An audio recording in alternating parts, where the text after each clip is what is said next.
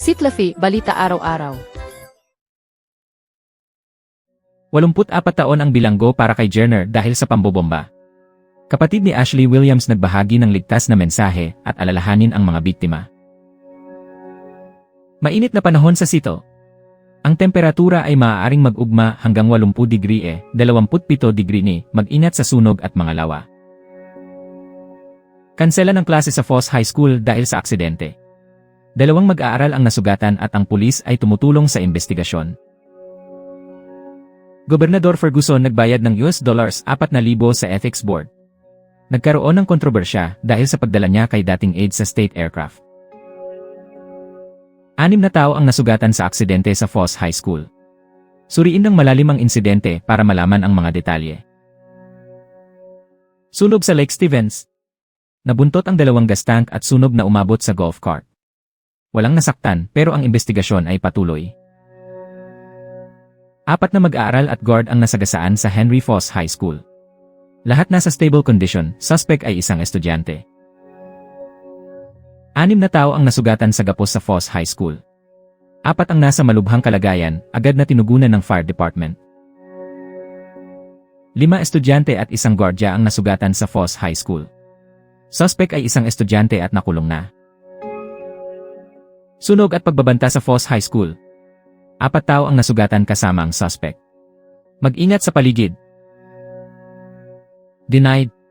Hindi totoo ang balita tungkol sa Zuckerberg at Cook na gustong bilhin ang Seahawks. Bagong bayad na parking permit sa Northgate at Shoreline. Solo drivers ang maapektuhan, mag-ingat sa rush hour. 14 na pamilya ang nawalan ng tirahan sa sunog sa White Center. Isa pang alaga ang nakaligtas mula sa apoy. 3 batang walang pangangalaga ang natagpuan sa Everett matapos mag-overdose ang kanilang tagapangalaga. Agad tumugon ang pulisya.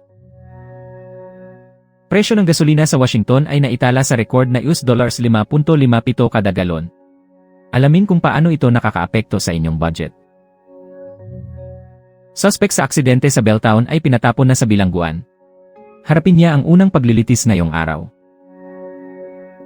$1.0 6M na pondo para sa bagong stadium ng Aquasox. Mayroon ito ng 5,000 upuan at multi-purpose venue para sa baseball at soccer. Malaking sunog sa yarda ng sasakyan. 12 pulis at bombero ang mabilis na kumilos. Walang nasaktan sa insidente. Mariners tumatalakay sa kasaysayan ng Seattle Steelheads. Mga throwback uniform at $500 ni para sa baseball programs para sa kabataan. Trahedya sa Tacoma. Pitbulls at wrench ginamit para saktan ang mga customer. Arestado na ang lalaking nagdulot ng karahasan. Kalikasan sa Washington nagsara ang mga mata. Nagbabala ang mga organisasyon tungkol sa malubhang epekto ng pagputol sa pondo para sa national parks. Bumalik ang luxury estate ni Russell Wilson at Ciara sa Maidenbower. 28 ang presyo, nagpapakita ng magandang kalagayan ng real estate market. Magpapaalam si Alma Cam, 112 taong gulang, sa sito. Nakita niya ang malaking pagbabago ng lungsod mula negatibo 79 hanggang sa kasalukuyan.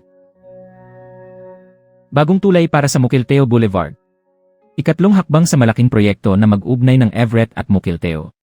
100 taon ng pag-asa para sa mas matibay na infrastruktura.